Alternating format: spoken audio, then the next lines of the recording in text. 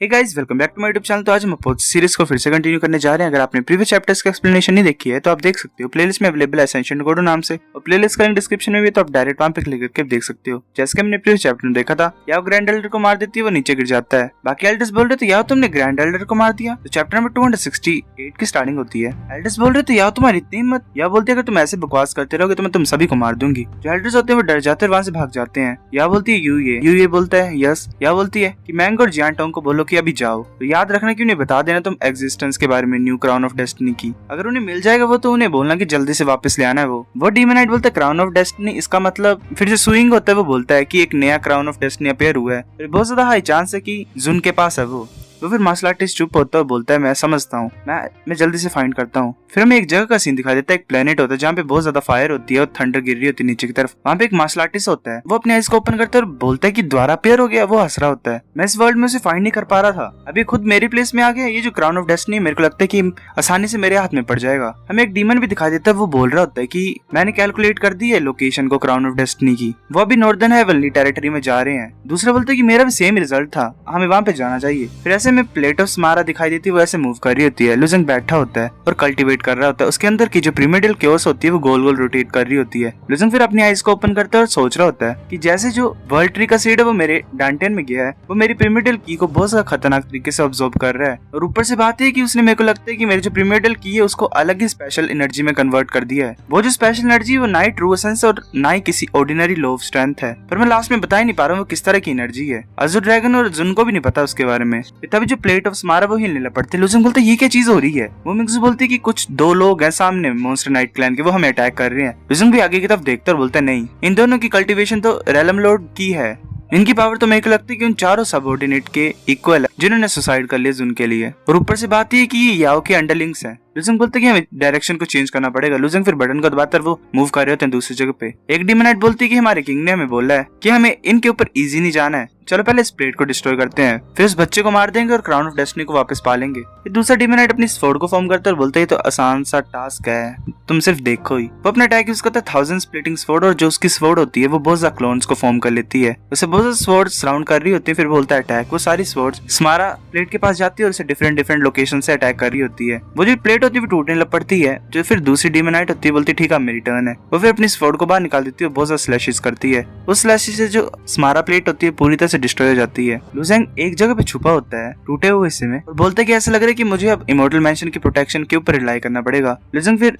वहां से गायब हो जाता है और इमोर्टल रेजिडेंस में चला जाता है। इमोर्टल रेजिडेंस एक छोटा सा आर्टिफैक्ट दिखाई दे रहा होता है। वो डीमोनाइट बोलती है ये तो ऐसा लग रहा है कि एक स्पेशल आर्टिफैक्ट है। दूसरा बोलता है ये काफी ज्यादा अनोइंग है, मैंने अभी भी प्लेट ऑफ स्मारा को डिस्ट्रॉय किया और इसके पास एक और आर्टिफैक्ट है उसी की तरह। लुजेंग वहां से भाग जाता है। वो डीमोनाइट बोलते जल्दी इनका पीछा करते हैं हम। वो मूव कर रहे होते हैं। लुजेंग आगे के जा रहे होते हैं, वो पीछे आ रहे होते हैं। वो डीमोनाइट बोलता है कि बुरा है, ये जो आर्टिफैक्ट है बहुत ज्यादा खतरनाक स्पीड से मूव कर रहा है, हम तो इन तक पहुंच ही नहीं पा रहे हैं। दूसरा बोलता है अगर हम स्पीड के ऊपर लाइन नहीं कर सकते इन्हें पकड़ने के लिए तो चलो लॉ ऑफ स्पेस को यूज करते हैं टेलीपोर्ट होने के लिए। वो जल्दी से टेलीपोर्ट होती है और इमोर्टल रेजिडेंस के सामने पहुंच जाती है और अपनी स्वॉर्ड से स्लैश करती है। वो जैसे अटैक करने लगी होती है लुजेंग दूसरी डायरेक्शन में मूव कर जाता है। वो डीमोनाइट बोलती है क्या। फिर जो दूसरा डीमोनाइट होता है अपनी सारी स्वॉर्ड्स को भेज रहा होता है, पर लुजेंग आसानी से डॉज करके निकल जाता है आगे की तरफ। वो सोच रहा होता है डीमोनाइट ये क्या हो रहा है, ये नॉर्मल है कि मेरी स्वॉर्ड इसे हिट नहीं कर पा रही, पर वो जो स्लैश जियांटोंग ने किया वो एक डिवाइन आइटम है जिसमें कर्मा लो कंटेन होता है, लॉ ऑफ कैजुअलिटी। वो किसी भी चीज को कट कर सकता है, तो ये कैसे सकता है, उसके मूव्स कैसे यूजलेस हैं इस छोटी सी स्पेशल आर्टिफैक्ट के अगेंस्ट में।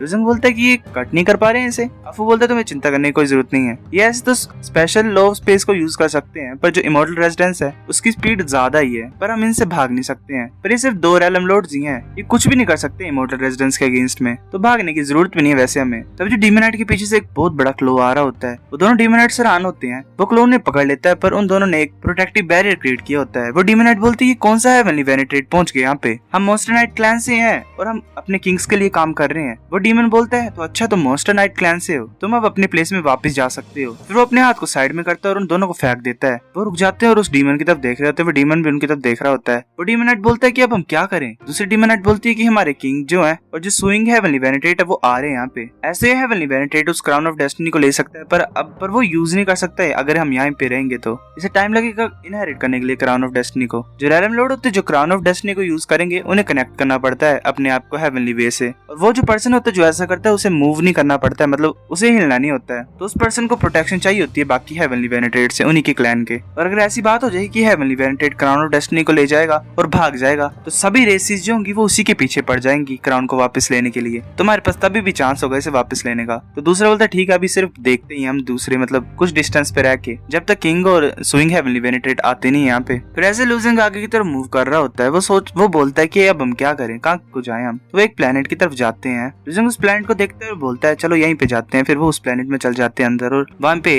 रुक जाते हैं। तो वो डीमन आ जाता है वहाँ पे, बोलता है छोटे बच्चे मुझे पता नहीं तुम किस रेस से आए हो, मेरे को सिर्फ क्राउन ऑफ डेस्टिनी चाहिए, मेरे को दे दो उसे, मैं फिर तुम्हारी लाइफ को छोड़ दूंगा। लूजिंग हैरान होता है और बोलता है ये तो हेवनली वेनेट्रेट है, ये पहली टाइम है कि मैंने किसी को देखा है और ऊपर से ये पर्सन डीमन रेस का है। वो सोच रहा था पर इसने बोला क्राउन ऑफ डेस्टिनी, ये इस चीज के लिए है, इस पर्सन को कैसे पता। अजो ड्रैगन बोलता है कि जो हेवनली वे है वो क्लोजली रिलेटेड है क्राउन ऑफ डेस्टिनी से। ये ऐसा हो सकता है कि तुमने उसे टच किया था अंडरग्राउंड म्यूजियम में तो उसने वाइब्रेशन को कोज किया पूरे हेवनली वे में, तो इसलिए उनको इन्फॉर्मेशन मिल गई और इन्होंने कैलकुलेट कर लिया तुम्हारे लोकेशन के बारे में। लूजिंग बोलता है अच्छा।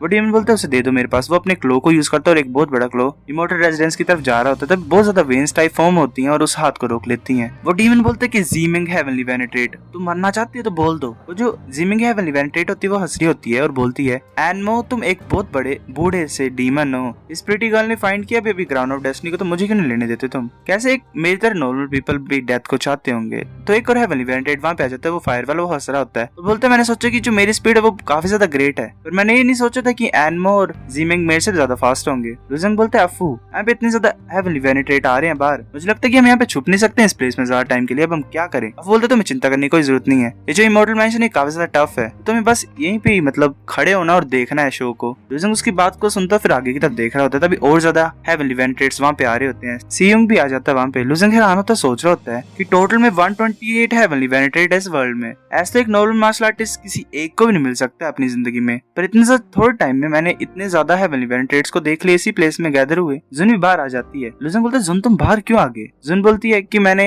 देखा सुइंग हेवनली वेनेट्रेट को, अगर ये यहाँ पे तो याओ भी यहाँ पे जल्दी आ जाएगी। लूजिंग बोलता है याओ। फिर लूजिंग आगे की तरफ देखता है, वहाँ पे याओ भी आ जाती है अपने आर्मर को डाल के। एक हेवनली वेनेट्रेट बोल रहा होता है कि ये तो किंग ऑफ पेनल्टी है, किंग ऑफ पनिशमेंट है मोस्ट नाइट क्लैन की। ऐसा लग रहा है कि इसने पॉन्ड ऑफ बिलीफ को एक्टिवेट किया है, तो इसकी जो स्ट्रेंथ है वो मिडिल स्टेज हेवनली वेनेट्रेट के इक्वल है। लूजिंग बोलता है याओ हम फाइनली मिल गए हैं। याओ उसकी तरफ देख रही होती है, तब जो डीमन होता है वो उसकी तरफ देखता है याओ की तरफ और बोलता है ओए तुम क्या चाहते हो। वो आ रहा होता है आगे की तरफ, तभी सुयुंग वहाँ पे आ जाता है और बोलता है कि एनमो ये हमारा इंटरनल अफेयर है रेस के बीच में, तुम्हें अपना हाथ इसमें नहीं डालना चाहिए। वो डीमन बोलता है इंटरनल अफेयर, मेरे को हंसाओ मत, कब से क्राउन ऑफ डेस्टिनी तुम्हारा रेस का इंटरनल अफेयर बन गया, या फिर तुम ऐसा चाहते हो कि मैं मिडिल स्टेज हेवनली वेनेट्रेट और हाई स्टेज हेवनली वेनेट्रेट को बुलाऊं यहाँ पे तुम्हें मारने के लिए सभी को। सुयुंग बोलते है कि जो किंग ऑफ स्लॉटर है हमारी मॉन्स्टर नाइट क्लैन की वो इस इमोर्टल मैंशन के अंदर छुपी हुई है, आप बताओ मुझे ये हमारे इंटरनल अफेयर्स नहीं है कि नहीं है। जो डीमन होते हैं बोलते किंग ऑफ स्लॉटर जून, वो सोच रहा था तो अच्छा जो रूमर्स है दोनों किंग के बीच में कन्फ्लिक्ट की वो सच्ची है। याओ आ जाती है सामने इमोर्टल रेजिडेंस की और बोलती है कि जून अब मुझे बताओ कि तुम बाहर आना चाहते हो। जून गुस्सा होती है और बोलती है याओ। लूजिंग बोलता है तुम्हें बाहर जाने की कोई जरूरत नहीं है, मेरे पास एक मेथड है इस बीच के साथ डील करने के लिए। लूजिंग बिलोंगिंग बैच को यूज करता है और बोलता है कि बीच हम फाइनली मिल ही गए है ना। याओ बोलती है कि तुम मेरी आईज में सिर्फ एक छोटी सी एंट हो पर तुम्हारे पास बहुत बड़ा माउथ है ना, तुम एक सिर्फ डिवाइन सी रेलम के मार्शल आर्टिस्ट हो, तुम्हारे पास इतनी क्वालिफिकेशन कहाँ से आ गई कि तुम मेरे से बात कर रहे हो। जुन को बोलो कि बाहर आ जाओ। लूजिंग बोलता है कि मेरी आईज में तुम सिर्फ किंग ऑफ बिचेस ही हो, अगर तुम्हारे पास हिम्मत है तो मेरे को पकड़ने की कोशिश करो। इस इमॉर्टल मैंशन में बहुत ज्यादा अच्छा स्टफ है क्राउन ऑफ डेस्टिनी के अलावा भी, और इसमें मेरी थंडरस रोर ऑर्डर भी है। मेरे नॉलेज के अकॉर्डिंगली ये जो चीज है इसमें अनलिमिटेड नंबर ऑफ यूजेस हैं, मेरे को लगता है कि काफी ज्यादा रेयर ट्रेजर इस वर्ल्ड में है ना।